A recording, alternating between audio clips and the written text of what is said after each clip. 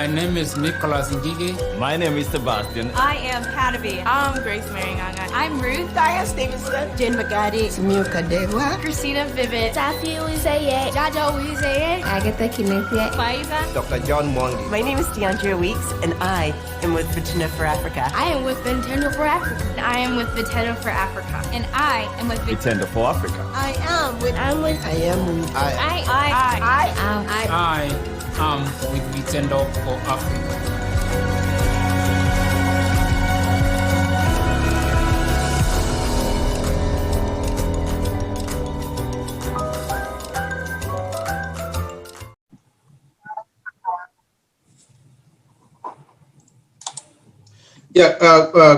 Good afternoon, everyone. I think some people might be outside the country. Good morning.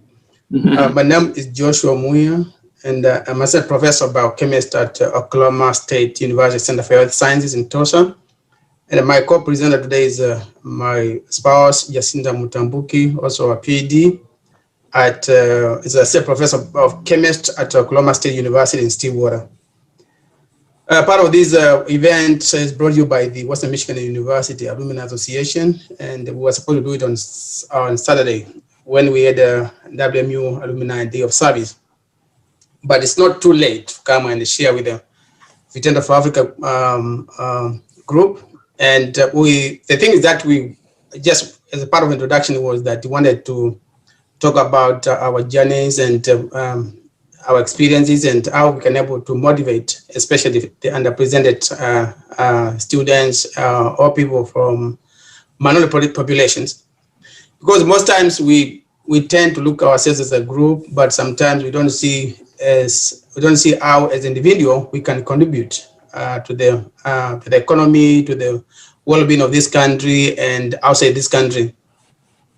So today we are going to talk about, and this is just about it's a discussion. So because if you look at the 1 hour presentation, it's not enough to get everything done, but it's something that is going to challenge us to start thinking about what can we do about it, not as a group, but as an individual. And at the same time, also, we have not, especially for most people, they don't look, when they hear about underrepresentation, whether it's in science, in businesses, or even in the medical field, they don't really understand because they can go see a doctor or maybe probably they don't know what that means. But most times we hear about the health disparities, some people are not doing very well, others are doing very well, and we try to wonder about what's going on. So we want to basically to come together and think about what can be done, and especially if you look at it, it's a long-term, challenge. It cannot be solved in the next few days or in the next few years, but it's something that touches ourselves, our children, and generation to come. And I would like to thank the Vitendo for Africa Director, Geoffrey Soyadet, and the staff for allowing us to conduct this session. And we are always very grateful for your support. And we will, and we're always looking to come back and talk with the students who are involved in the Vitendo for Africa and the people at large. So I just want to take about maybe 15 minutes. We talk about a few slides that I gave, and these are just slides that provokes us to think about the next course of action, or try to reflect about what can we do. As probably some of us might say that's too late, but we have children, we have our relatives, we have friends who we can encourage in one or the other. So we'll take you through the journey of our profile. Of course, we are immigrants in the United States. We came, my wife and I, we came from Kenya, like most people in St. Louis. So, and our journey started actually, our academic journey started way back in the University of Nairobi, where I did my BSc in biochemistry. And then I came to the United States. By then, actually, I didn't know much about the United States. Until a professor talked about, a student can go to further studies abroad in the United States. And initially, I thought it was a joke. And I waited for another 3 years until I saw my friend, who was 1 year ahead of me. I went to Wayne State University in Detroit. Then I believed that's something that was doable. and I started applying for graduate programs in the US. And I was fortunate to be I've been admitted at the Western Mission University for a PhD program in chemistry. So after I did my PhD, it took about 5.5 years to 6 years, and from there I had an opportunity to chance to come to St. Louis, where I lived for the last 10 years. So I came to St. Louis to do my postdoctoral training, and for 5 years, and then after 5 years, I was appointed as a junior faculty, which was a non-tenure track position in the Division of Hematology at the Washington University School of Medicine. And at the same time, actually, I left my wife in West Michigan University to complete her PhD, and then she joined me after 3 years in St. Louis. And just last year, 2020, before pandemic, I got a position here at the Oklahoma State University Center for Health Sciences, where I came and started the tenure track position as assistant professor. And what it means that tenure track it means that you are probation for another maybe 6 to 7 years, and then when you get that tenure, you're sort of professor for life, unless you do something that is that's too bad for the university. So I've just finished my first year at the Oklahoma State University Center for Health Sciences, and things so far they are very good. But something that I need to say that the first one, the first one might who come first might not be the first one, everything. And this story changes for my wife. I don't know, so do you want to talk about your journey? Yes. Hi everyone. Thank you, and please make sure that if you have any question, you can just type them in the chat. That way we can review them. Or also, you'll definitely have an opportunity to ask questions if you will. But feel free to go ahead and send the questions through the chat. So pretty much what Joshua said, or Dr. Muia, sorry, I have to remind myself, but it's okay. So we met at University of Nairobi. He was doing his BSc in biochemistry. I was doing my B.Ed science, chemistry and mathematics. And once we met there, then we decided we're gonna be a couple, and he came ahead of me to Western. So everywhere he went, I followed him. So up to Washington University in St. Louis, where I did my postdoc training as well in the Teaching Center on Evidence-Based Teaching and Inclusive Teaching Practice. That is to say that my background is really on trying to solve issues related to teaching and learning in STEM, primarily in chemistry. And so after Washington University in St. Louis, I came to Oklahoma State as an assistant professor, where I teach chemistry and do my research in chemical education. So again, like Joshua said, I was really in a hurry to test the professorship. So I joined Oklahoma State ahead of him. And so I'm now in my third year at Oklahoma State. I just finished up my reappointment. So when you come in for my position, you stay 3 years, and then you have to kind of like put your package together, and then it's reviewed whether you're going to stay or you're going to be kicked out. So I thank God, because of course, with hard work and everything was smooth. And so I have my reappointment again for 3 years, and then go up for tenure, like Joshua explained. That way you are permanent employee of the university as a professor. I also got the Edward Chair professorship. And so also the Edward Bartlett Professor of Pedagogy in Chemistry. That is a title that probably most people get it when they're at a professor level, but somehow things happened, and when I was interviewing, I learned about that opportunity. And so it's a really great opportunity, because what happens is you get a few thousands more to your salary, and also some research money. So if other people are struggling to really get their research going, I don't have to struggle. I can get those money and then put together my research and continue. And so it's just a blessing. And I say thank you. Oklahoma State is a great university. It's a land grant university.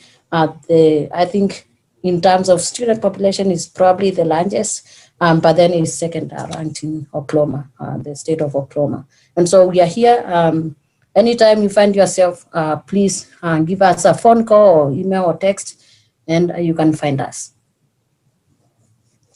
Yeah, thank you so much. At this point, I just want to point out that we, from our background, we grew up in the rural village, in up country in Kenya. So this is the slides looks very beautiful, but this has not been a walk in the park. So that's I need to just say that it has been a challenge to get where we are. So it's not been easy. There's been so many frustrations, all the challenges, but this is a moment to encourage those, the students, the people who are trying to figure out whether this is doable, that it is doable, because, where we have come from, remember from going to 8 years barefoot in Kenya and going to secondary school and then going to University of Nairobi, and then all the way to get a tenure tracker position in the US is very challenging. And when I talk about the tenure tracker positions, these are not really easy positions that come, because the recruitment comes once a year. And for example, here at Oklahoma State University Center for Health Sciences and Biomedical Sciences, I think I'm the first, Black faculty to be employed. I don't know. I think I'm the first one. So it's not easy. So, but, resilience, hard work, and determination will get some there, and faith. So let me go move to the next slide. And this is some of the things that I want us to look at them, especially from perspective of the US. Probably they might be very similar to other countries, but they are very distinct in the US, because here in the US is the land of, talk about the land of opportunities, and everyone is deemed to thrive. So every job requires some form of credentials, and what I mean is that education is very important. Whether you have a high school diploma, associate degree, bachelor's, master's, or doctorate degree, and some professional degrees, bachelor's of law, pharmacy, or medicine. So you need to, education is like a ticket. So we need to know with those credentials, what can you do with them? But sometimes you find that you might have credentials, but you are not at the optimal, like you are not utilizing them at the very peak of the capacity that you can supposed to do. And some of these things might be beyond our own means, but some of them can be mitigated by other things that you can do in life. So let's go through some of the statistics here in the US, and especially when I'm thinking about myself, I think as a professor here in the US, in biomedical researcher, and try to think about how Blacks are there, Black researchers in the higher education. But generally, let's think about the population. So Blacks, the minority, or the African American Blacks, they make 13.1% of all population. And remember the theme there, we're talking about the unaccounted percentage, So in terms of statistics, it means that if you go to let's say for a school, you should expect at least about 12 to about 14% of African American in that school, as in terms of student population. If you go to, for example, US Bank, you expect about 13.1% of job employment for that population. If you go to a business owners, you want to expect about 13.1%, and the same thing as wealth. If you talk about the accumulated wealth within a country, you want to make sure that 13.1% of wealth is within that population. But is this really representative of the actual data, the real data that we see out there? Where, because there are people who, like statisticians, that they would what they do, and the data is out there in public, on the internet and in publications. So let's first look at the racial wealth gap at the moment. since almost like more than 30 years, things have not improved. Actually, they have become worse. You can see that even 2016, that's about 4 years ago, and we're talking about $1,000 in your pocket. If you're black, most likely, if you're white, you have only, there's a difference almost like $700. So that's a huge gap. And if, for example, you are doing very well, you might thinking about, I mean, I'm wealthy. Where's that gap coming from? The gap is coming because this is upfront. You know, we're not just looking for one person. We are looking about the what do you call distribution. You know, the Gaussian distribution. How many people are just enjoying that that joy, that they have money, they have wealth. You know, and this might be homes. You know, savings, investment. So it appears that we are not yet, we still that gap about $700, you know, for each $1,000 that is there. And we come back, and I just want to show you contrast between that, what we have seen, and something else that this is a very hard issue right now about the police, community policing. So we see that if you look at the white, these are in the population and the killed in police shootings. We see that when you look at African American, with 13.4% population, we have almost nearly twice as many as the people who are killed by police. And you just wonder about whether this is just normal, you know, in terms of, you know, probability, can this be real? So, but it can also, this one can also be connected with the data that I showed before about the racial wealth gap. But also I want us to dig deeper to professions. I'm not going to show all the professions, but these are things that I want to look at the unaccounted percentage. For example, we are here at Oklahoma State University Center for Health Sciences, we are training medical doctors. And part of it is each year the American Association for Medical Colleges, they publish the data of them, either the college students, or I think there's also the Physician Association also published the data about the active medical doctors in the US and their racial composition. As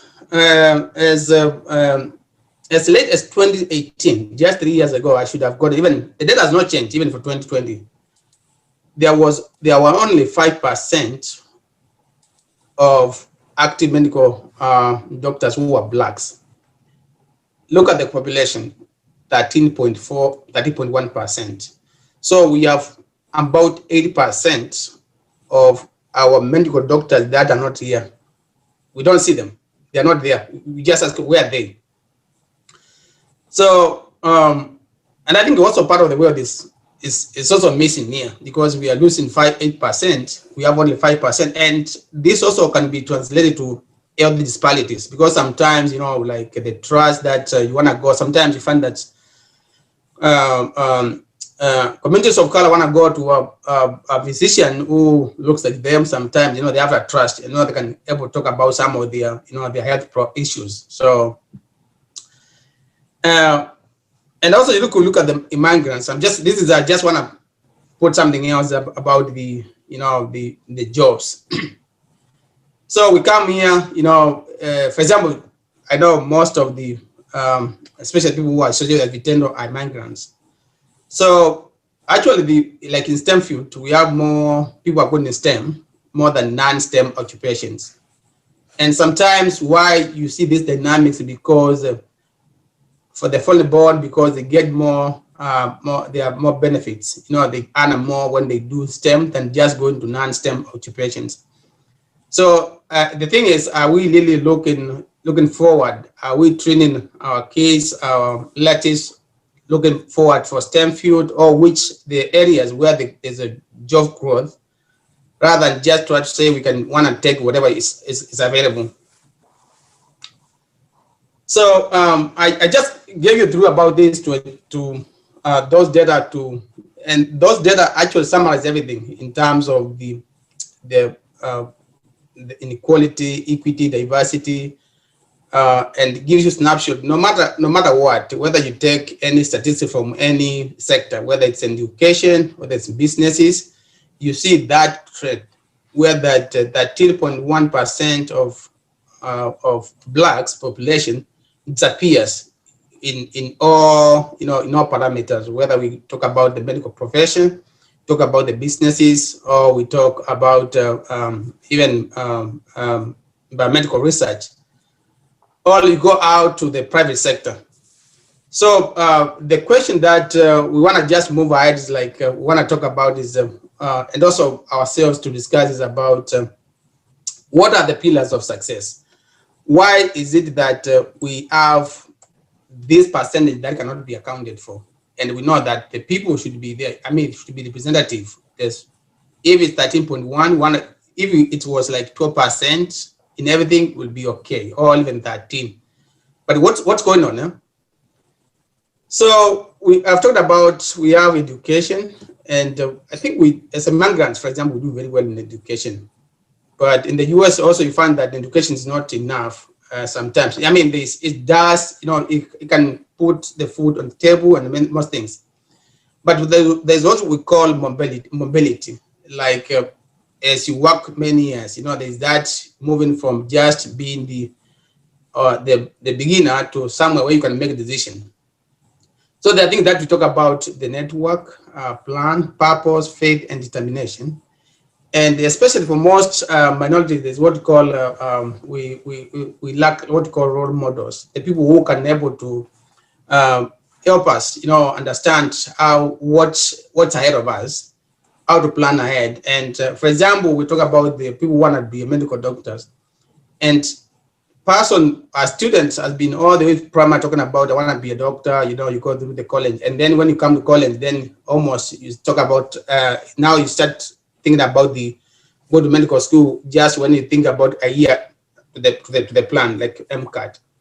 But you realize that the medical doctors, those they wanna see whether you have been doing some research elsewhere, you have shadowed elsewhere, it's something that preparation that should have started way back in the high school.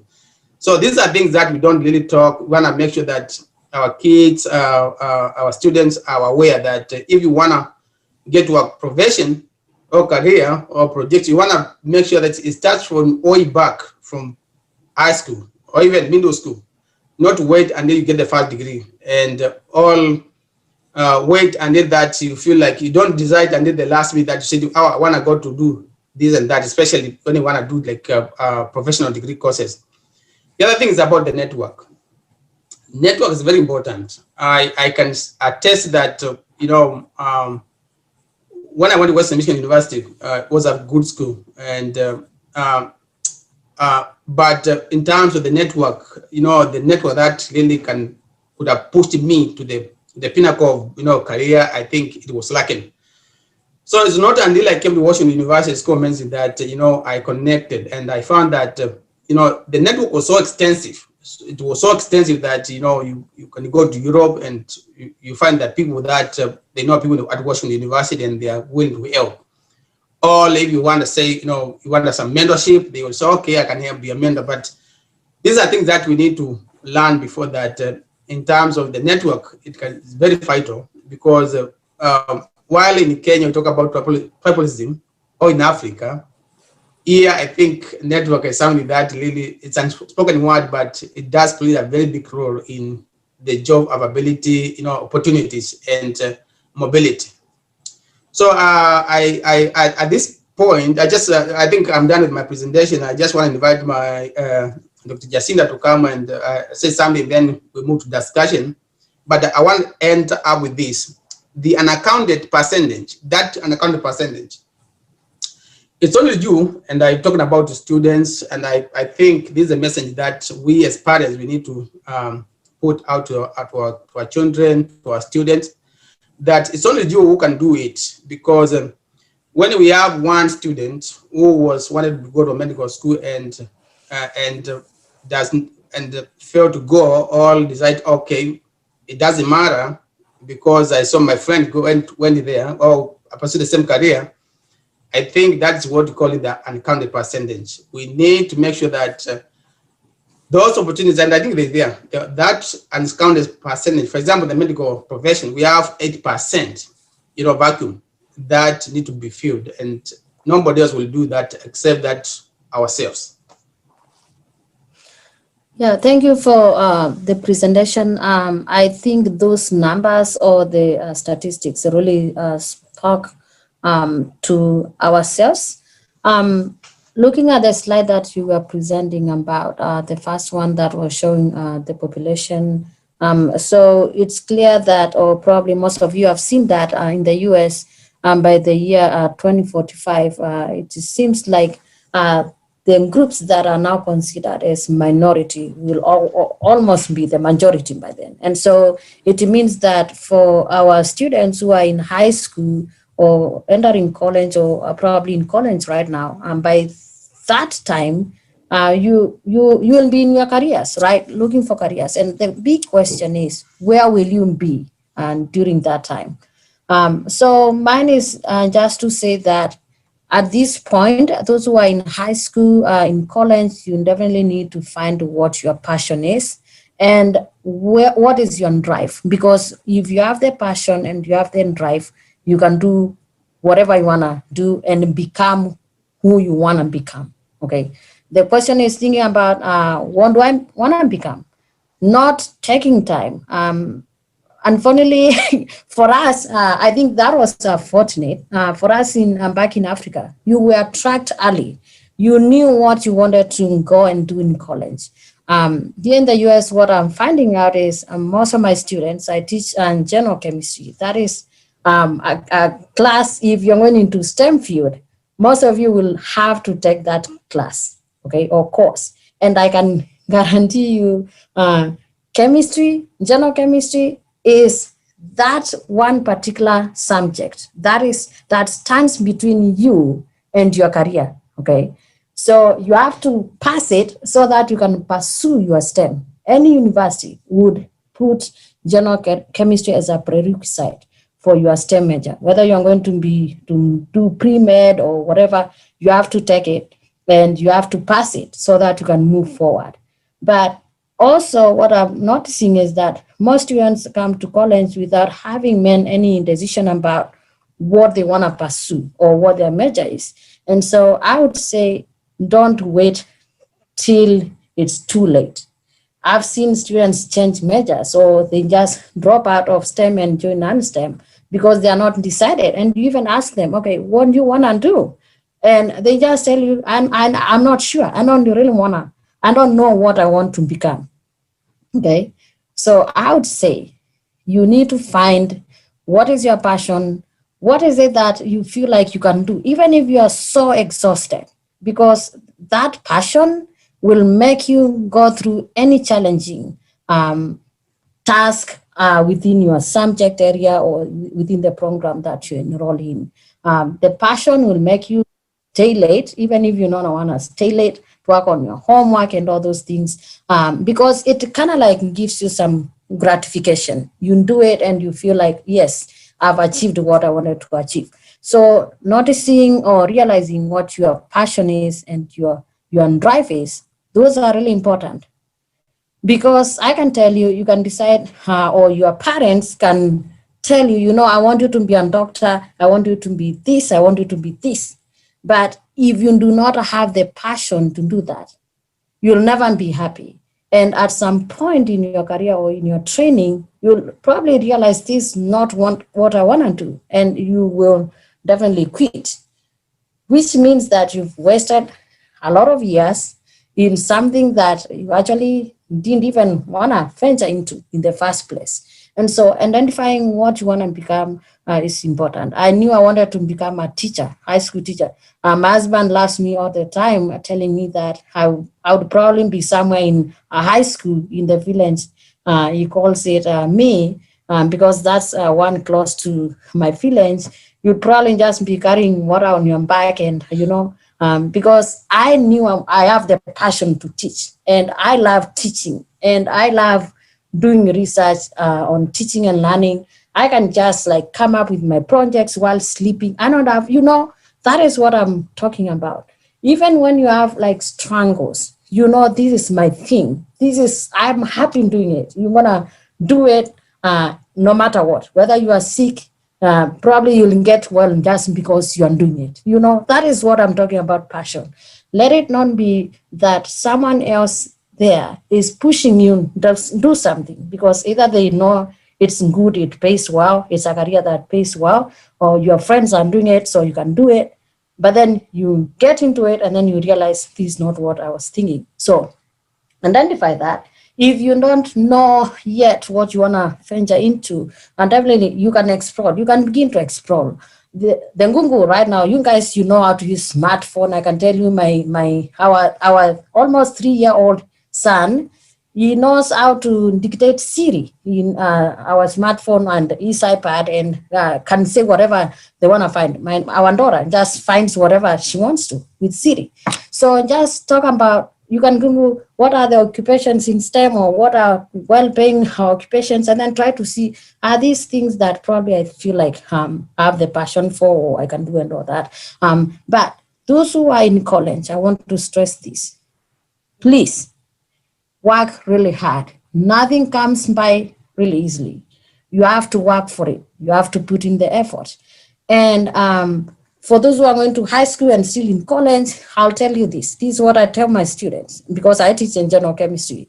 Mostly that is chemistry that is taken by the students when they enroll, either during their first semester, or second semester in their first year. And so here you are in college, you are used to having your mom or your parents doing everything for you, telling you, do your homework, have you done this? You can't play, you can't be out with your friends for that long. You have to work on your homework. And so in college, nobody's gonna tell you what to do. You have to be on your own. You have to know how to manage your time. You have to know how to prioritize. I tell them, if you've not completed my homework that is due tomorrow, then don't go to the gym or don't go to play with your friends, because you are playing with your friends when you don't really know if they already finished their homework. You are just getting to it. So you just have to be on your own, manage your time, identify priorities. What is the most urgent and important? What is important and not urgent? What is urgent and not important? And what is important and not urgent? All those four traits, or the controls in a triangle. You need to definitely be able to identify them and work toward that. Also, I'll say that as Black students, you are likely to go to a class, okay? And then you notice there are not as many Black students, that is in college, there are not as many Black students like yourself in that class. I want you to know that you are in that university because, first of all, you qualify to be there, okay? You qualify to be there, and you are pursuing something that is really important at your life, okay? At this point, you are really young, but thinking about maybe 20, 30 years or 25 years plus to come, you guys will be having families. I was like, I don't want my kid to have the kind of life that I had, not going to school without shoes, or just having like 2 pairs of shoes, or 3 if you're lucky, and a few dresses that they are just like maybe 2 for going to places, that kind of life. I didn't want that. And so I knew what I wanted, and I said my kids will never have that kind of life. So you guys think about, right now, your parents may not be in a position to provide for every single thing you're asking them right now, but you are seeing your peers get those. It's okay. Okay, it's okay. You have the brains, you have the hands, and you can make a life out of it for your own. So I'm going through those challenges, going to STEM classes, and you realizing, because I'm just telling you the reality. There are not many. We've seen the statistics. That is the exact representation of what you'll find in those STEM classes. And so you should not freak out.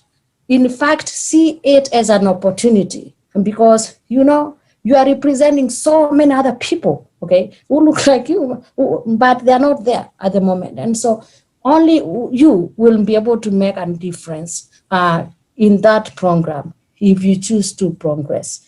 And progressing means that you have to definitely overcome the challenges. Sometimes it might be hard.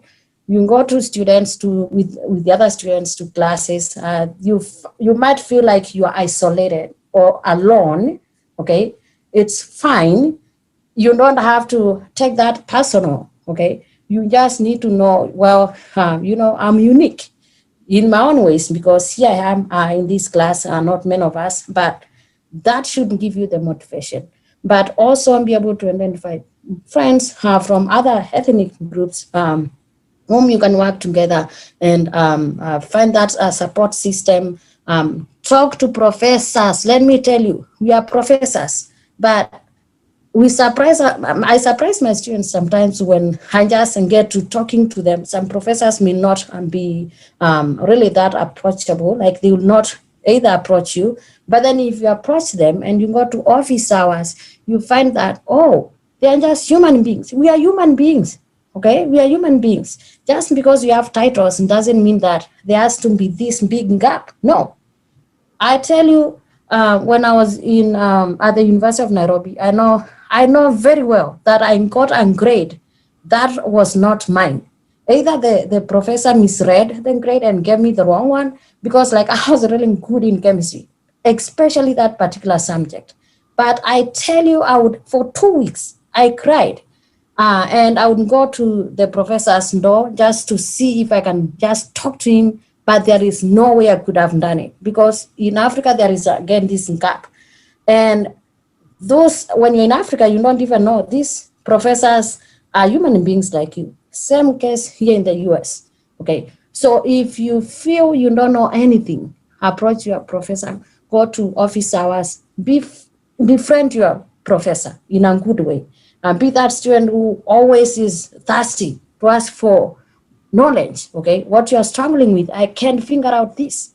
It's okay not to figure out. We go to school to learn. Not everybody knows all the material. Okay. So if everybody knew everything, nobody would be in class. And so going to ask doesn't really make you look like an idiot. It just proves that you are understanding the content, and you actually know what you're not knowing. And trying to get that information for the gap to be closed is really the only way will help you not struggle in those classes, and will help you to pursue your STEM major and have finally your career that you want to pursue. If you want to become a doctor, then you'll become your doctor. But if you want to become a doctor and you're struggling and keeping it yourself, because you feel like, oh, not many people who are like me are in this class. What if I ask a question? What would students think of me? Yeah, they think of you maybe, but actually you help them even answer questions that probably themselves, they cannot figure out in their minds that, or there is a disconnect here. Okay, I can connect this concept and this one, but you've been able to do that. So use that opportunity. It's about you as an individual. That's what I tell my students. In this class, it's about you as an individual. Don't look at what other people are saying about you. If you don't know, raise up your hand. If you don't know, come to office hours. Utilize all the resources you want to utilize, and you'll be successful. For college students, please, before you switch your major, talk to people, talk to us, reach out to Geoffrey, okay, if you can, to your parents, to Geoffrey, and to reach out to us. That way we can give you some kind of advice before you can switch your major. Because even normally what happens, you get an academic advisor, someone who is going to be looking through what courses are you going to choose and how are you faring on, are you having any difficulties, and then you come and you tell them, I think I'm struggling, what should I do? Some of them are probably just look at you and tell you, probably think not many people like you make it through. So how about you switch your major? And because probably that is one of the options you were really eagerly waiting to hear, then you're like, okay, now it's validated. No, do not do that. All these courses, they are challenging, whether you go to whichever, even non-STEM, there is no course that is easy. And so with strong goals, you can figure out the best study strategies, what tools can I use to really help me get through this. Okay, the study strategies I'm gonna send to Geoffrey and can share with everyone there. I teach. I've published my research about effective study strategies, being reflective on your own learning. How can you change how you study to really retain the material and not struggle through as you work? And so there are very good resources out there that you can utilize before you can switch from STEM, those who are pursuing STEM. Do not ever do that unless you've talked to us. Talk to me first, okay? Geoffrey has my number, has Dr. Muia's number, so please talk to us before you can make decisions that you feel will affect your life. And it's a passion that you feel like, oh, I have a passion for this, but the courses are really strong, making me strong and I don't think I can thrive. So please make sure that you talk to us about it before switching out of STEM, okay? And look for those opportunities as well. Professors are looking for people who can do research. As an undergrad, I have so many students reaching out to me, because I pay them sometimes. Some other professors may not pay you, but if you're able to at least take care of your maintenance, you have some money that for upkeep and all that, utilize the research opportunities. Dr. Muia said that if you have research, the networking, that is really important because you are also going to be learning some things that are going to help you develop critical thinking skills in your own subject area and also program. When you get out to apply for now your actual programs, you get recommendation letters from those faculty. Going to office hours, they get to know you more. They can write you good recommendation letters, working with them on their research projects, whether it's paid or not. Don't just sit idle. Look for opportunities for networking, look for opportunities that can add to your resume and your CV. That way, when you begin to now apply for programs, then people are going to review and say, yeah, this is a student who is actually hardworking and active and engaged. It's not just like taking courses. Even if you have A's and probably don't have some research experiences, you might have another student who has A's too and research experiences, and you're competing for medical school. Whom do you think will be taken first? The one with research experience. So make sure that at least you look for opportunities that can enrich and empower you as you move forward with your degree programs. I don't know if do you have anything to add, but I think for me, that's what I can say. If you guys have any questions, please begin now. I told you to ask questions. If you have anything, don't be reluctant and don't be scared of what people will say about what you're thinking or what you're asking. Yeah, I think at this point, I think we'll take the next couple minutes to discussion and questions. And remember that, especially I know there's we have some parents here and some students here. But I remember what I said before, that just the certificate education was not is not complete dosage for the success.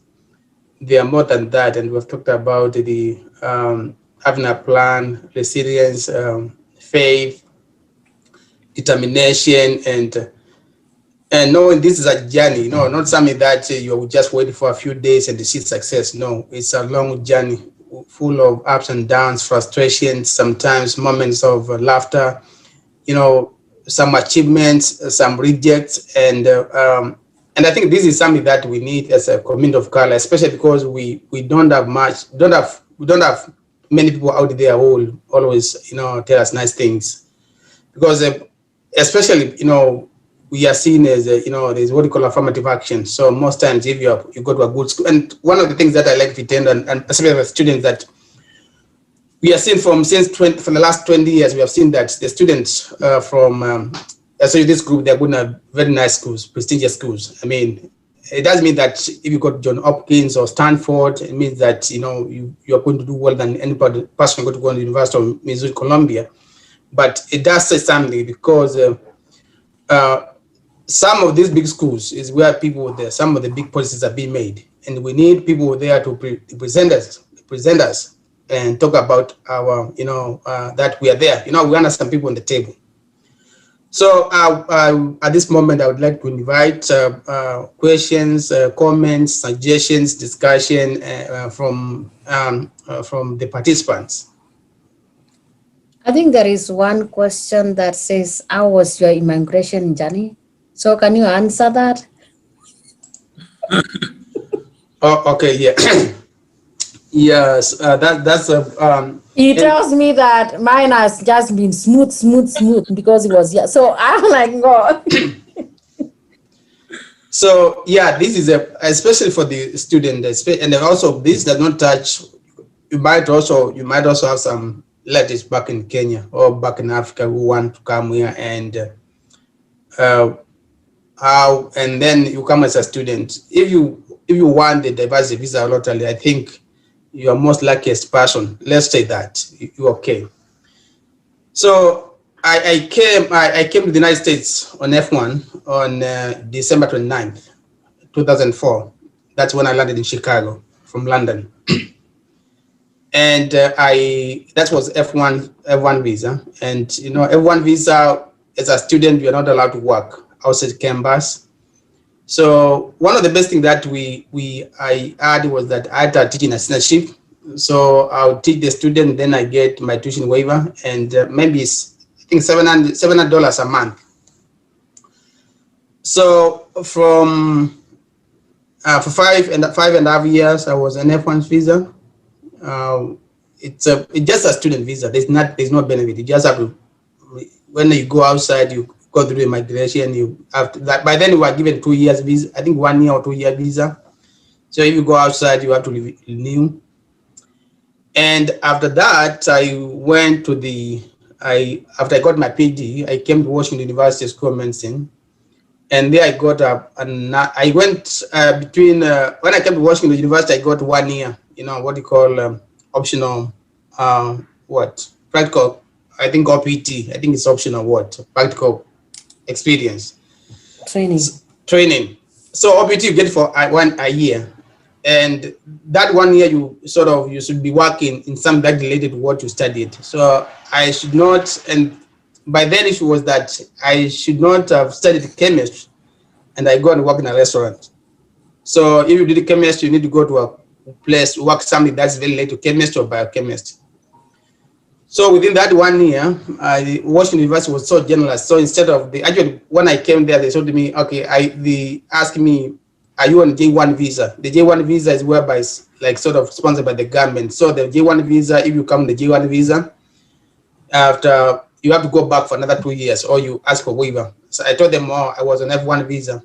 So the one visa on F1 visa, Washington University, so okay, we can put you on what you call H1B, specialty visa. H1B is another visa for for people who have advanced degree or work in Spain. That is you work for 3 years, and then it's renewable for another 3 years, so maximum 6 years, and then that's only for STEM. Yeah, and most times for STEM, and for those 6 years, the H1B has one provision.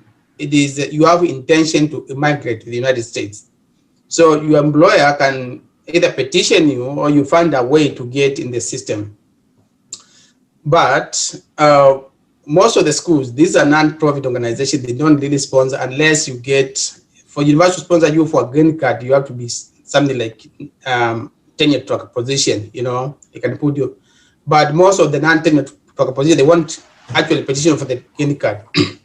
So I went through another program called National Interest Waiver Program. The National Interest Waiver Program is whereby if you have an advanced degree, you have experience, you can petition before the USCIS that you are qualified to remain in the United States.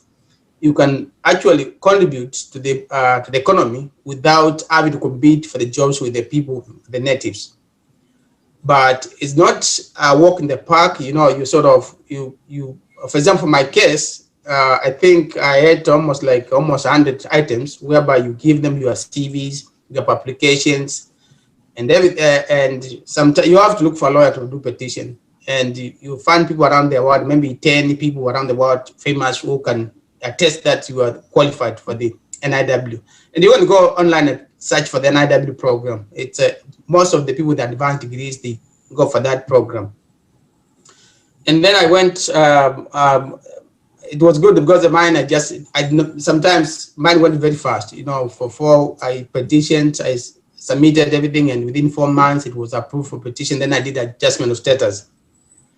And then when you get the green card, you're just like, it's not a conditional, you get a green card, there's no condition on the green card. And at the same time, my wife also, because she was also on H1B, she was able to benefit from when I got my green card, she also got a green card. And we became a citizens actually this year. So, and that's the journey. So if you are the national student, you have to look at the option. And actually, you can also start the petition when you have finished your PG, if you have already have all the qualifications. But look at the program, NIW. How many publications did you have going for the NIW? I don't think that publications, they are very important, but remember, it's also, it depends on, the NIW, sometimes there are 3 things that you have to meet. Publications, actually I do not have many publications, maybe 3, but still have a patent. And also they are looking at also where did you publish. Sometimes you can have 2 publications, one in science, another one in PNS, and those can be equivalent to maybe 150 publication in another lower tier journals. So it depends, it depends whether it's a high impact publication or it's just something that is a cumulative knowledge. How do we as immigrants get to take advantage of the scholarships, both as new, fresh students or as returning or recycled learners? Do you have examples we can apply to? So for the, it also depends about which you want to apply to graduate school, or you are just applying at the bachelor's level. So for most of the, let's say, for example, let me talk about the STEM for graduate students. If, for example, you have already a bachelor's and you want to go to graduate school, most of the graduate school, they have fellowship. Actually, if you get admitted to PG program, most schools automatically, they give you teachers, as they give you a fellowship. Of course, it's not a fellowship. There's a difference between a fellowship and there's also teaching assistantship. And most universities just offer you a teaching assistantship, whereby you go and teach undergrad as you get tuition admission. So, but as you go there, maybe after a year, if you start doing research, you can get what you call a research assistantship, whereby you are being paid by the principal investigator. For example, here I am.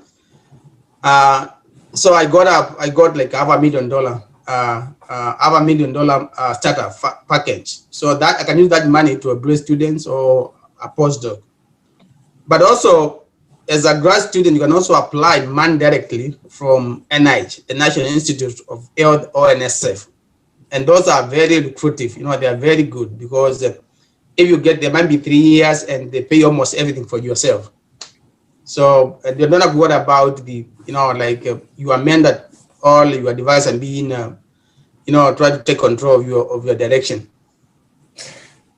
Yeah. Also, I think for undergrads, if you're doing your bachelor's degree, some of the universities, or most universities, definitely have scholarships for minority students. Black, Native American.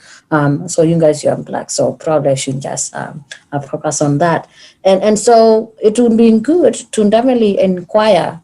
There are offices that just deal with scholarship monies for different groups of students who are in need. If you are not able to pay for your tuition, definitely you can get some scholarships. Those are available.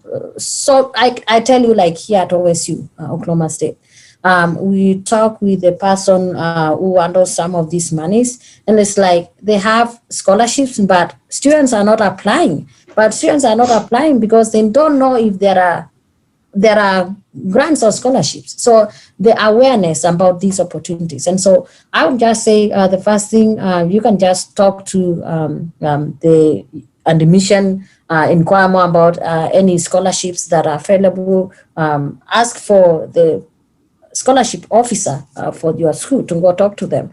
But the things they want to see is definitely keeping up with your GPA. And GPA has to be high. They usually have like the minimum requirement. So if your GPA is that or even better, you are fine. You can even get more scholarships. So GPA is really, really important. Making sure that you work hard on all your subjects so that your GPA stays up to date. You can continue the scholarship and pay really little. You can also, like Joshua said, Dr. Muia, you can also talk to faculty members. Those ones pay. You don't have to really be working while maybe you can get paid an outside job while maybe a research. Like in my group, I pay students like $11 per hour just to sit and analyze data here. And so most of them benefit. And those are the students who are not shy to reach out to faculty members, to professors. Just talk to them. They are human beings.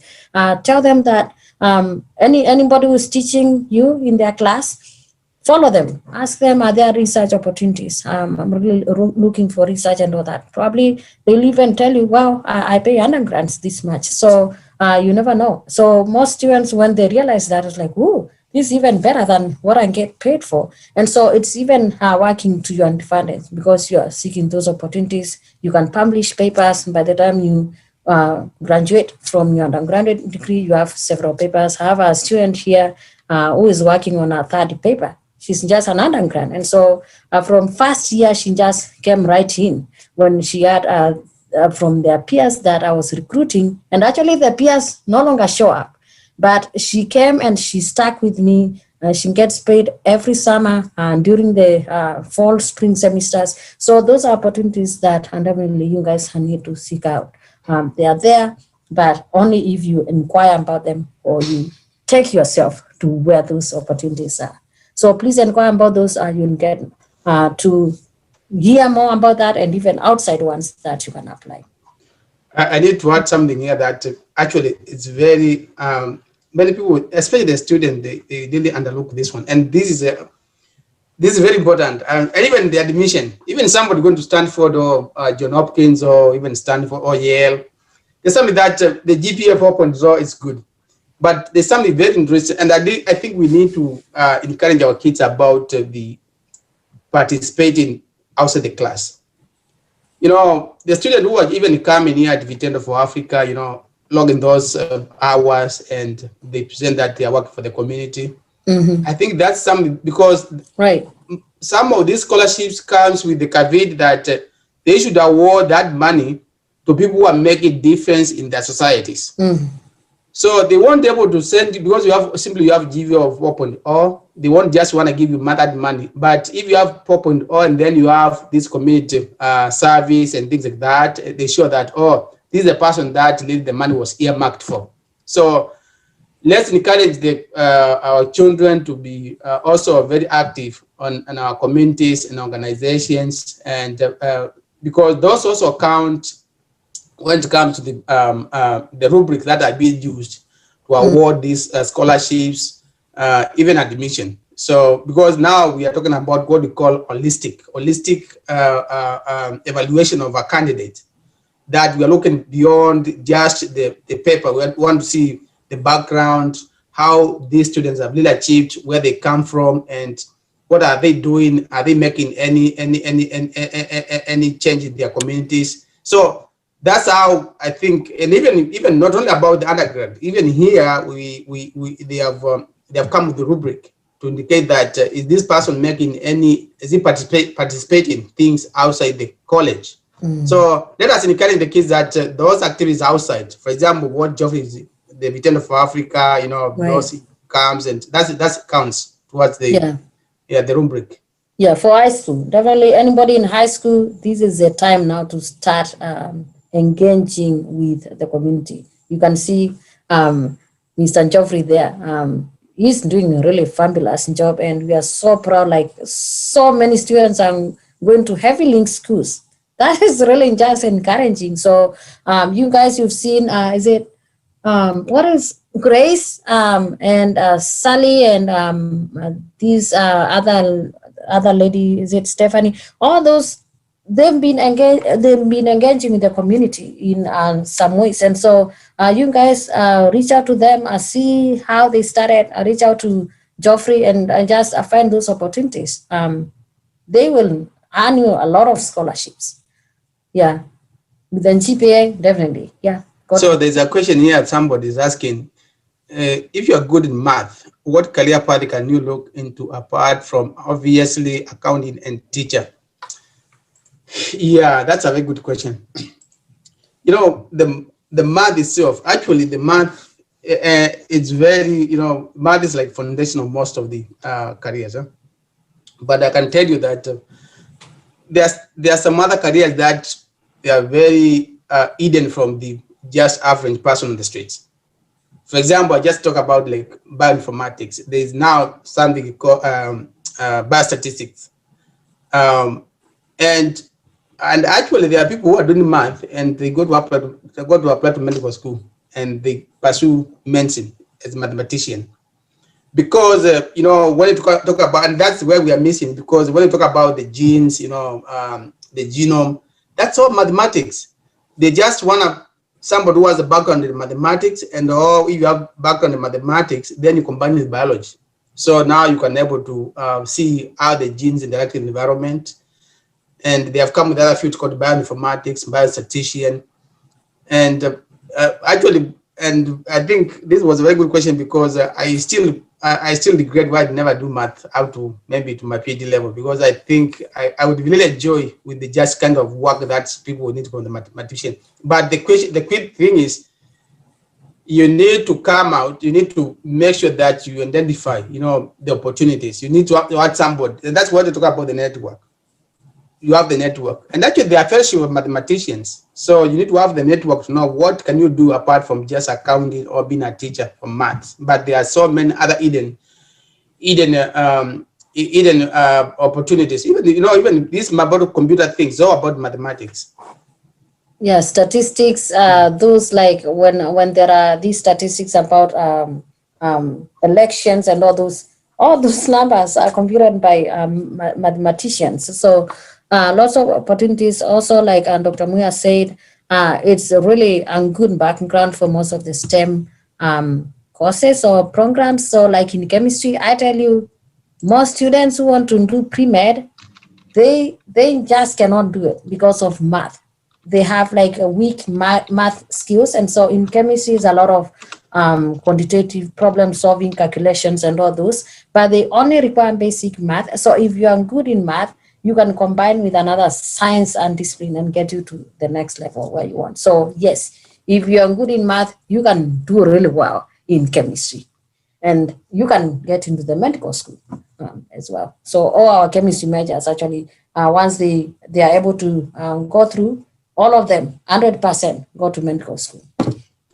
And I did also to, especially for the parents who are here, and we need to know that in the US, the system actually itself, the first degree, the bachelor's, actually probably is not a career degree.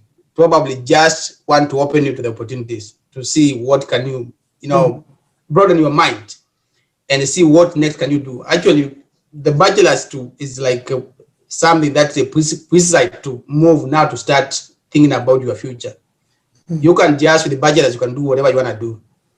And if for example in the medical field, I know doctors who did music in their first in the music in their bachelor's, or did math, or did physics, but they just went did prerequisites for the medical school and they were accepted.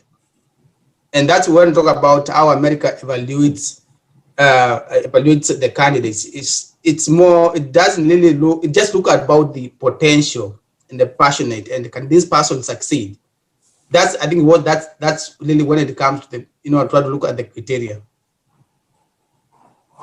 So if your son or your daughter is so interested, say that he's doing music or is doing, that's fine. That means that that's basically what is going to, or she could. It's only that at that moment she should be exposed to different careers and tests, especially when she goes to the college.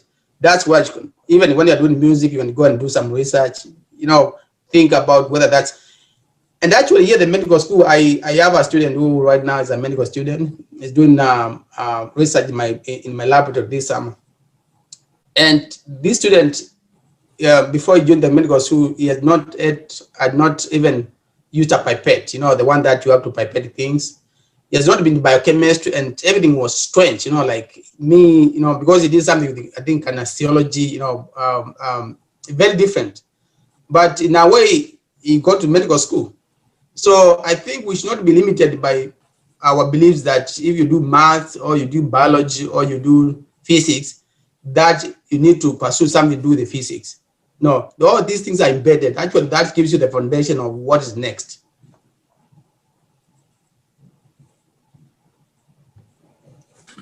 Wow, that is great.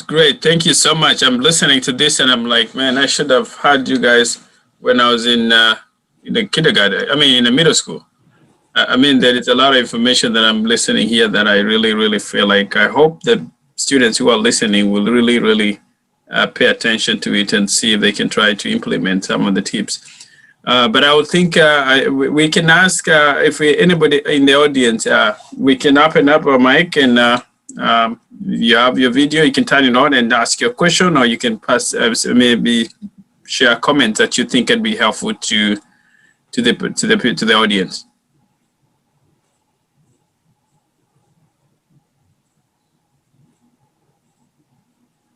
Anyone who want to add or ask a question?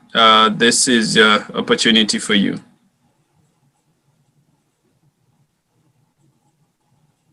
And as we get people to mention, I really like the part that you really mentioned about people's switching major and trying to figure out what they need to do.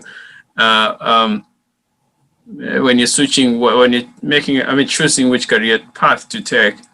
I see a lot of students actually waiting too late to decide. Okay, Christiana, I'm gonna get you. Okay, good.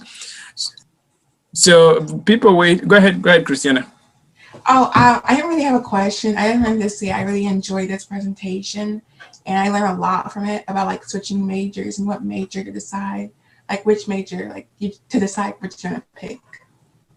Great. Thank you so much, Christiana. Thank you. Yeah, I think we try to mention that a lot of them, they wait too late because probably they never saw the importance of attending such forums or even engaging with people. And I always say you can never know what your area is unless you try, unless you put yourself into it. Because people think that you will be able to wake up and find yourself, I'm going to be a doctor. From today, I just slept and I dreamt and I wake up and I'm going to be a doctor from now. And that's the area that I'm going to take. I think that's not what happened. That's not the reality. The reality is that if you think you want to be a doctor, then you reach out and you say, hey, Jeff, do you know is somebody I can reach out to? And that doctor, you go shadow with the doctor. And then when you go there, when you're working, you see a lot of blood everywhere. You feel like this is not the area you want to do, because sometimes you thought you being a doctor is just getting a lot of good paycheck coming in. But before that paycheck come in, there is something that you have to go through, or even the stress that you go through. But I think if you want to be an engineer, it's not just something that you're going to wake up and find yourself you're a good engineer. There's a lot that you have to work hard and mentoring and exposing yourself to different field. Eventually you'll be able to say that I think based on what I've tried and based on what I've been exposed to, I feel this is the area that I have. And I think the same thing Jacinta said, if you don't know your drive, if you don't know your passion, you most likely may end up doing what you don't like because you're gonna follow what everybody else is doing. Or are you doing this? Especially for young people, I see a lot of getting a lot of influence. Are you in the program? No, I'm not gonna do it there because so-and-so is not in the program. Hey, have you signed up this? It could be that was a program that was meant to help you decide what decision, what career you want. But because your friend did not sign and that's not their field, then you're going to be able to follow up on what they're signing. They are signing based on a program based on what they feel like it is good for them. They're doing things based on what they feel it's nothing about you. But I think what Dr. Jacinta and Dr. Muia, they're saying is that be yourself. Know what is good for you and work for it. Because at the end, it's going to be you. You're not going to be tested, you and your friends, you and so-and-so. It's going to be you by yourself. I think there is another question here that says, what is the most difficult thing during your journey to be a doctor? I think I need to answer that one, especially, I've told you that most people, you just saw the nice finished product there. They don't see they just see the finished product. Yeah. So I think, especially in the US, what I've realized, and especially because especially with the most competitive programs, you find that if you want to, for example, you want to be a medical doctor or you are doing most of these, and also they also related to the statistics that I showed. Most times you'll find that you are either you are alone in a class or a few people. So most times you're sort of thinking about whether, you always see yourself, the odds of moving the next step, they are very difficult because you're almost like you are alone, you're isolated, and you are trying to convince people, and also there's also the network, if you have, people that work in the same area, the work becomes easier because, for example, you go to a medical school and you're in a class of 45, you need someone to discuss, sometime to come and talk about the exams. Or if you are in research, you're only a person that you're alone, So sometimes you have to work long hours, nobody's helping you. So those are frustrations that comes and you feel like, should I just drop out? What is next? And then there's something that this is comes, but you don't know, because sometimes you can't find that even after all that training, you see that the next phase, you don't see somebody who looks like you. And you think that, is it by design? Or so am I going to spend all these 5 years or 6 years and eventually find that actually I was not meant for this? The door is locked. So that's a possibility in terms of like how we feel, and that's normal. But I think you don't have to, there's what you call imposter syndrome, where you feel like you are empty out, but people see that you are capable. People see your potential, but inside you are just like, you feel like empty. So the thing is, you have to first trust yourself. And second, you have to know that even in the midst of very difficult situation, there are 1 or 2 people, no matter what, they are there, they want you to succeed.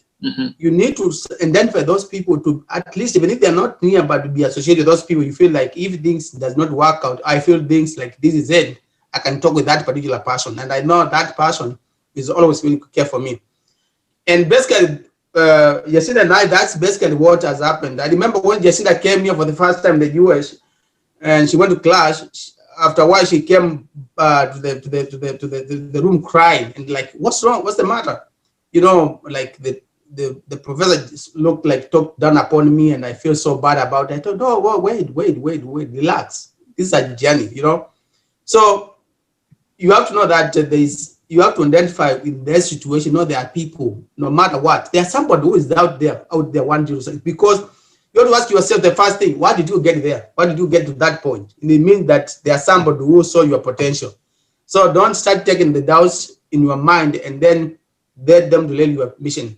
But it's a difficult situation anyway. Also, that's a really good point. I just wanna add that do not let people define who you are. Okay, you know your strengths, you know your weaknesses. So don't listen. And being a Black can sometimes be really frustrating We cannot change who we are. We cannot change the color of our skins.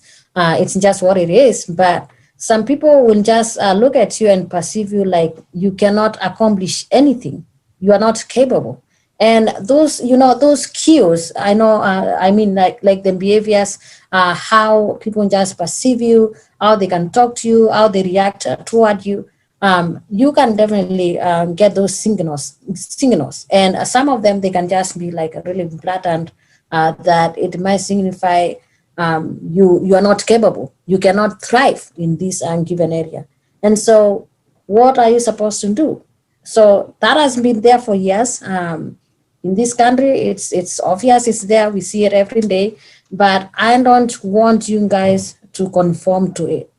You have to face it. You have to, you don't have to really like prove them wrong, but you know yourself, you know your strengths, you can do it. I tell you, even in my current position, some people just look at me, and they looked at me when I first came in, like I was not going to go anywhere. But some of them were really surprised by my accomplishments, my research, how I got papers out within a very short time. And some of them were like, oh, probably I need to talk to someone else to know if I can do this. It's like, you can't really trust me, like I'm the PI and you can't really trust. So all those will come to you, you will experience them as a Black person, but do not shy away. You do not run away from it. Face it head on. You just have to trust yourself. You have to have the confidence. You know what you want to become, go for it. Sky is not the limit, and no one can limit you to reach your potential. That's how I see it. Even in my career as a professor, those challenges come, they are there, but I do not let anybody define myself. Okay, I can define myself, but I'm not going to let you define who I am, my capabilities, and my strengths. And sometimes I just face them head on. As a student, you may not do that yet because you have to be really nice, but then also just know inside yourself that you have the potential, you can make it. Have the confidence. That is the first thing. Have the confidence even if you don't feel like you are treated like you belong. Have the confidence and put in the effort. Great. I think I think there's one question there. About the. There's a question about, do you think that people who are looking into a STEM career should start community college, to college, or straight to a 4-year degree college? So I think depending on the opportunity and probably what is available, if you have an opportunity to go for 4-year, go for 4-year. If you are not in a position to have that, even for the community colleges, you can transfer some credits into the 4-year college and then you just continue. So that happens a lot here. Like we have so many transfer students from community colleges, and so once they come in, they transfer those credits that they've taken and then they just continue. So I hope this is my last comment, but this is just to the parents, to the students. So there's a bias that's unspoken in higher ed, and the bias that where did you go to college? So basically, actually, sometimes jobs here are about it's more like a club. So and especially the STEM, most of, like, for example, biomedical, even being a professor, sometimes if you are coming from because schools are ranked. So if you went to Stanford or Yale or Harvard, people, even if you don't, you have somebody from another school, but you have some qualification, they don't think about the qualification. They just give you this guy a pass. And what it means that, and there's a reason for that, because as a professor, sometimes what it comes is that especially the tenure track position, they want to attract the funding, the money to the university, because they treat it as a business. And you find that most of the people who make a decision about the money, the peer review at the National Institute of Health, they are coming from those big universities, and they know that if they see the CV, say, okay, this guy was Harvard, I was there, so I know this is a guy who was capable. But if they find, of course, this is not my own word, these are well published, it's all about the club. So if you can able to go to a good school, go to a school. If you can afford it, go there. If you go to another one, don't feel shy or don't feel sorry about that. But don't take lesser because you just want it for the sake of it. Go for the best. Yeah, go for the best, work hard and get your GPA and get those like networking. And while you are there, find out how can you get out of there and go to a bigger one. So you don't just get in and stay there and be contented. No, use that opportunity and start begin to find out like which other schools can I transfer my credits to and all that. And also while you are there with your good GPA, those other universities are going to offer some scholarships to you, and you can just join. I would just say and go instead of staying home. So a good example is there when we have graduate students applying from university in Kenya. Here, faculty members will say, "Oh, this guy we don't know this university. We know University of Nairobi. These other universities we don't know, so we cannot risk." So I mean, that's basically what they do here. We know that we are students. They say, "Oh, we don't know these other universities. We know about this University of Ghana. We don't know these other ones." So it's unspoken, it's unspoken word, but it's there. I mean, we know, especially now we can able to sit on these tables where decision are being made. So listen, for example, we had a student from outside country, and they admitted her, but and then they failed to give her like a citizenship, and then asked, how would you just admit a student to give them a citizenship and others not? And they said, okay, we think from this university, we don't know that it's not equal, cannot be the same level with the other universities. And I thought that was like a big bias. No, it happens too here. Like students, just as first class, they are applying to programs here, and they're like, okay, let's see when does this rank? If you probably equate it to University of Nairobi or Incaton, those like the odd 6 big schools. So it's like this one is not even appearing anywhere. So those ones, even though you have like first class, so definitely the university matters. But here in the US, if you're able to go to the community college because you're either not able to afford or you haven't gotten the opportunity for the 4 year, just begin there and you can move up the ranks or steps to the next level. Yeah. And don't hate yourself because you're not able to get where your peers are. All our paths are different. And for example, we just take example for us. We came from University of Nairobi. Went to Western Michigan University. It's not the best. It's not the high-ranked university in the US. But somehow we ended up watching university. So people, they don't see us as from Western Michigan University. They see us from Washington University. So even if you start from community college, find a way to get all the way to that other side. You have a plan. That's what we're talking about, the plan. You sort of build those credentials. And don't underestimate yourself. I tell you what, when I was applying for faculty positions, my advisor was telling me, oh, why can't you try liberal arts colleges here 4 year, But that has never been in my list. It's like, I don't care whether I'm coming from the village. I want to start from R1 University, and that's where I'm going. And all the applications that I saw, like the job and descriptions or advertisements, I would apply and leave out any liberal arts, whatever college is 4 year. I was like, no, I'm not coming to wash you and then go to a liberal arts college. And you're telling me to apply just because you're looking at me as a Black person and probably with an accent. I'm so proud of my accent because you know what? I don't have to strangle. That is my second language. I had to learn it. You guys probably, you speak it really clearly because you're fluently because you've been born here or you came when you're little. But for me, it's an advantage. I see it as an opportunity because you're not going to judge me. Like, I don't know some of the things. I had to learn it and see I'm speaking it. I had my mother tongue, I had to be taught, and my teacher taught me the best they could. So I don't know what to do with it, but I'm so proud of it, and doesn't even make me not achieve my goals. That one is like not even in my end of my worries, you know. So aim higher and you can achieve it. I never even applied to any of those small schools. I was like, I'm gonna go to RN, R1, and that's where I'm going, and no more, no less. All the interviews I got, some of them really wanted me to big schools. I was like, I don't want the stress level here. I probably better go here.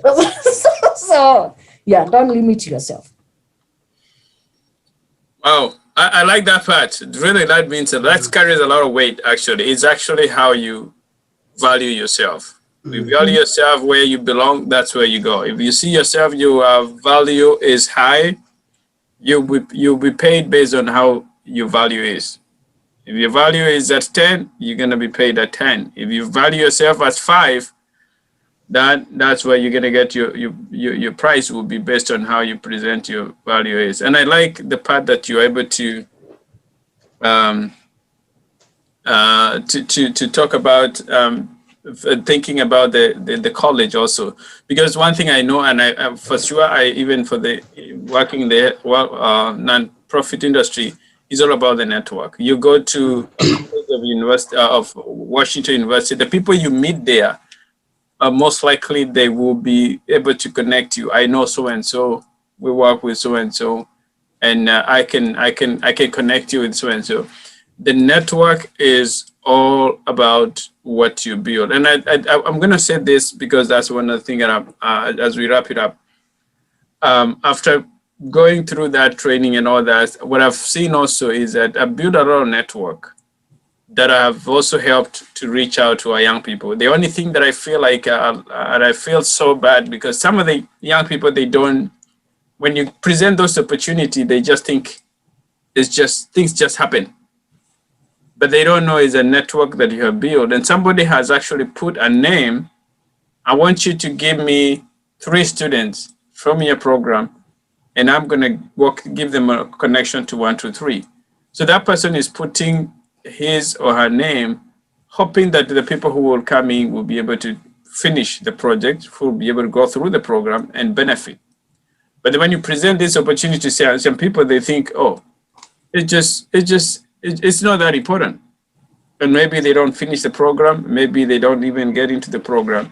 But somebody based their trust on what we have been able to build over the years with them, and they want to, sacrifice their name, their reputation to see that 1 or 2 people in our program is able to benefit.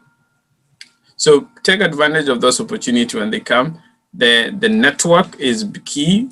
I like what Dr. Jacinta said, and also Dr. Muia has mentioned, wherever you go, let people know, feel your presence. Let the people feel your presence. If it's a classroom, let the professor know that you are there. If it's you are in middle school and you are dealing with, you have a teacher, or in high school, let the teacher know that there is somebody in that class who is called Kevin, who is called Frank, who is called Lucy, who is called Martha.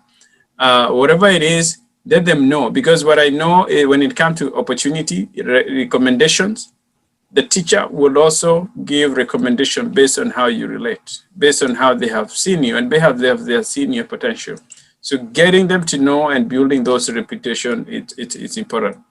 And like Dr. Jacinta and Muia have just mentioned, I don't even word it, shoot high, you're full of potential, present yourself, give yourself the best, and then when you finish your school now, whenever you pursue career you want, then there's no reason why you should not be able to achieve whatever you want. But most importantly, know your passion. What are you good at? What do you want? And I like what Dr. Jacinta said. That thing that you would do even when you're sick, and just when you do it, probably by doing it, you even feel better. You even get healed because you have the passion of it. You love doing it. You have the drive. When you do it, you would wake up without complaining. I'm waking up to go and do this without complaining because you love doing it. And I think that's what you have to identify so that you can be able to enjoy your life. enjoy the happiness. I think we really went over, but I think I really wanted to continue because the conversation, we could not stop that conversation. It is very important and we all need it. I don't know, probably I'll just give Dr. Muia and Jacinta wrap it up and then we call it a day. Your final thoughts or final words, that's it. Go ahead, Dr. Jacinta or Dr. Muia, you can wrap it up. Yeah, again, I want to thank those everyone who was able to attend. And as I when I wrap up, I just want to capture what I've said, that this is a journey. You know, we could not do everything within a day or within an hour, and it takes effort. It takes a village, and we are here. You know. Actually, the thing was just to say that we are still around. You know, we are not, and whether it's our device or even you want to come to Oklahoma, see what we are doing, you are most welcome. So let us join hands. If you don't know anything, ask. No, we are part of a big, large network. Be part of our network, and don't feel shy. And above all, just know what you value, aim higher. Don't go for whatever is put on the table, but be selective and be calculative. Know that there are things that you can put a lot of effort, but the output is very little. But go for the where the price is big and whereby you have been recognized, and value yourself. Thank you. Awesome. Awesome. Yeah, mine is to probably echo what Dr. Muia said. Thank you so much for coming, and I hope at least you've been encouraged. Believe in yourself, you can do it, okay? Other people like ourselves, we've gone through it. It might be challenging, it's a rough road. Definitely nothing is come easily or smoothly, so you really have to sometimes go through ups and downs, moods of feelings low and like, oh, can I make it through? But yes, you can do it because everybody goes through the same challenges and see where we are. Challenges, we also encounter the challenges, but then sometimes we talk to each other and it's like, you know, going through the challenges we've gone through, really, they prepared us for the next level. So no matter where you go, those challenges will be there. And so the thing is, how do you perceive them? And do you see them as probably things that are going to tackle you and you have to go down, or are you going to rise up strong? Because those are lessons, they are experiences that they prepare you to another level. I can tell you for my postdoc, sometimes the experiences are like, oh my goodness, why is this happening? Like, why are you seeing me like this? Like, you know, but then I realize it's preparing me for the next level, which is right now where I am. There are challenges here, but those are also going to prepare me for the next level, because God is not going to put you in a position if you've not had an experience similar to what your position is. So you have to be put there so that you can be the light to the other people. And so those experiences are really learning experiences. Let them be just reflective moments for encouraging you, even though sometimes they can just seem like to really be dragging you down, but rise up and be strong. Confidence, hard work, determination, networking, being engaged. Do not just spend your time, you know, without a plan. Have a plan, achieve your goals that you've set before you can get to enjoy yourselves out there. Reward yourself for what you've already accomplished by either doing some other things that you want to do, maybe hang out with friends, go watch a movie, but it's like a rewarding moment for you because you've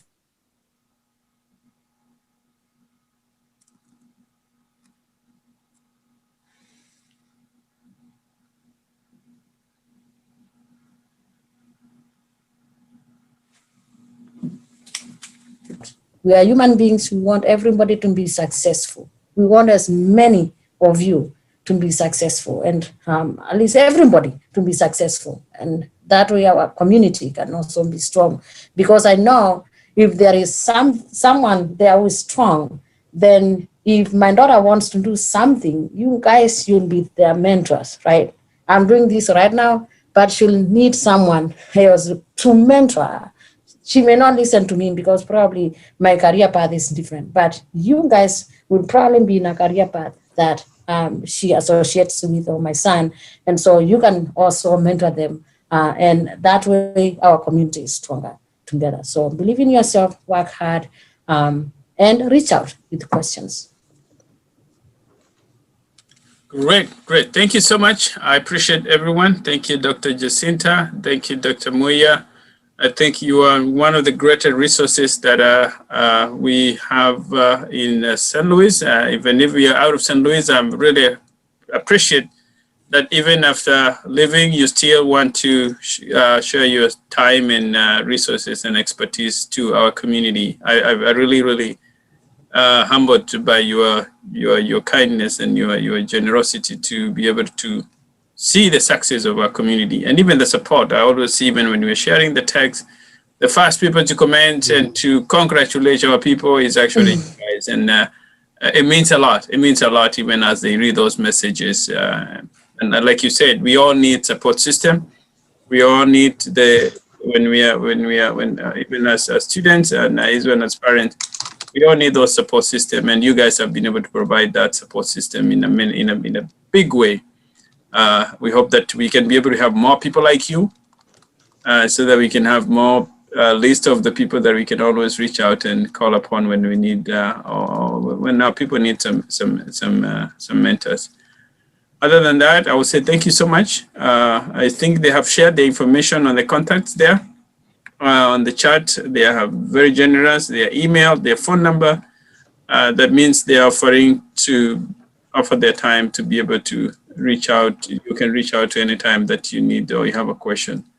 I would say that we will do another forum. I think this is very important. We can do more than maybe during the summer. Over this summer, we can organize another forum, maybe on a different area or different topic. Hopefully, we can narrow down to a specific area and then have at least not more than an hour. Other than that, we'll also continue to communicate with some of the other programs that we're doing. I think there is another forum that is coming up in 2 weeks. I'll get the details. And also the youth. We have a program that we are wrapping up on Saturday in the morning for this week. I think it has been a busy week. Today we were doing CPR, and tomorrow we're going to go to Lincoln University, and then on Friday we talk about safety, on road safety, which most of them are getting their driver's license, and some of them they're getting their road vehicles. We want to make sure that you know what to do in case something happens when you're on the road. Other than that, thank you so much, and we wish you all the best as you pursue your dreams. And if you have a question, feel free to reach out to us. Yeah. Thank you. I also have so many textbooks for general chemistry and some other like more intro level chemistry. So if any, probably we'll just carry some and drop them off to your office. When we find ourselves in St. Louis, we're going to be in St. Louis probably soon. Yes. So we can bring us some of the textbooks of, and any like, especially those who are going to colleges, then they can even start looking through the textbooks to see what is taught. That is another thing I forgot. Read ahead of your professor. Those who are in whether you're in high school, middle school, or whatever, read ahead. Okay? Read ahead. Yes. Yeah. Thank you so much. Have a nice week. Okay. Bye, everyone. Bye. Bye. We support all kind of businesses, and you don't have to have an account with Midwest Bank Center to get stories you've heard before about African Americans in terms of gender. Bring your mind wide open that way, because from here we would like you to make a change to the environment. Understanding and healthy dialogue. He is married. He's married to his honey. A non-profit organization serving first the small community. To raise money for Kenya, we want to build school classrooms there.